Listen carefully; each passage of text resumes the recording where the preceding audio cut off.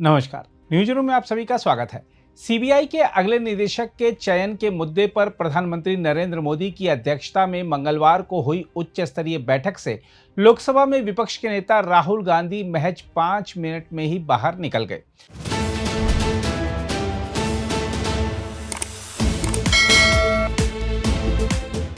बैठक छोड़ने से पहले उन्होंने प्रधानमंत्री को 2 पन्नों का कड़ा असहमति पत्र सौंपते हुए चयन प्रक्रिया को पक्षपातपूर्ण बताया और कहा कि वह ऐसे पूर्व निर्धारित अभ्यास का हिस्सा नहीं बन सकते।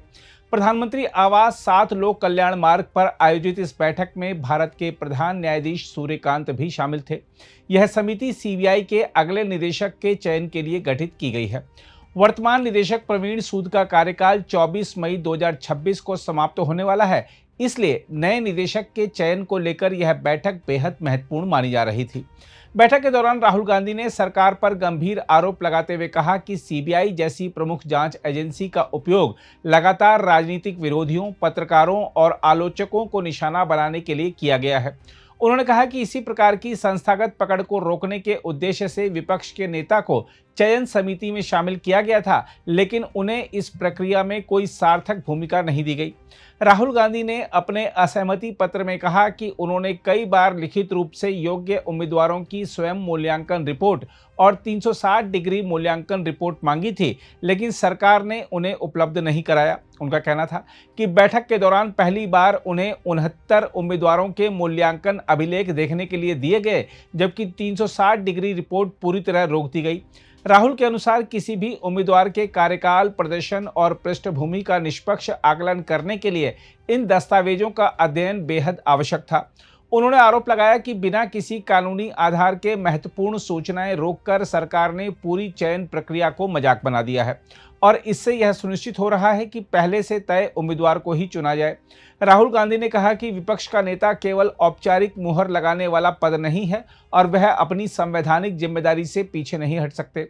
सूत्रों के अनुसार राहुल गांधी ने उम्मीदवारों के नामों पर चर्चा में हिस्सा नहीं लिया, जिसके कारण बैठक महज 5 मिनट में समाप्त हो गई। बताया गया कि इसके बाद लगभग 35 मिनट तक ईरान सहित अन्य अंतर्राष्ट्रीय और राजनीतिक मुद्दों पर बातचीत होती रही। बैठक कुल मिलाकर 1 घंटे से अधिक समय तक चली। राहुल गांधी ने बाद में सोशल मीडिया मंच पर भी अपना विरोध सार्वजनिक किया। उन्होंने लिखा कि वह किसी पक्षपातपूर्ण प्रक्रिया का हिस्सा बनकर अपनी संवैधानिक जिम्मेदारी से समझौता नहीं कर सकते। उन्होंने दोहराया कि विपक्ष का नेता किसी की रबड़ स्टाम्प नहीं है। अपने पत्र में राहुल गांधी ने यह भी याद दिलाया कि इससे पहले 5 मई 2025 को हुई बैठक में भी उन्होंने असहमति दर्ज कराई थी। इसके अलावा 21 अक्टूबर 2025 को उन्होंने प्रधानमंत्री को पत्र लिखकर निष्पक्ष और पारदर्शी चयन प्रक्रिया सुनिश्चित करने के लिए कई सुझाव भी दिए थे। बावजूद इसके सरकार ने उनकी मांगों पर कोई ध्यान नहीं दिया। उधर सरकार की ओर से अभी तक राहुल गांधी के आरोपों पर कोई औपचारिक प्रतिक्रिया सामने नहीं आई है। हालांकि सूत्रों का कहना है कि चयन प्रक्रिया नियमानुसार चल रही है और समिति योग्य अधिकारियों के नामों पर विचार कर रही है। बताया जा रहा है कि विभिन्न राज्यों के कई वरिष्ठ भारतीय पुलिस सेवा अधिकारियों के नाम संभावित उम्मीदवारों की सूची में शामिल हैं।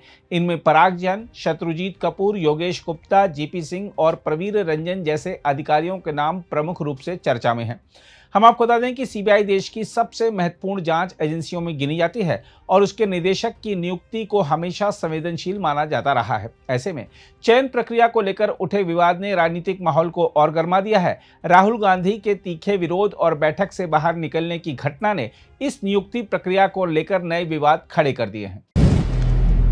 अगर आप भी लेना चाहते हैं देश दुनिया की तमाम जानकारी तो आज ही सब्सक्राइब करें हमारे चैनल को। साथ ही नीचे दिए बेल आइकन को जरूर दबाएं ताकि हर अपडेट आप तक पहुंच सके।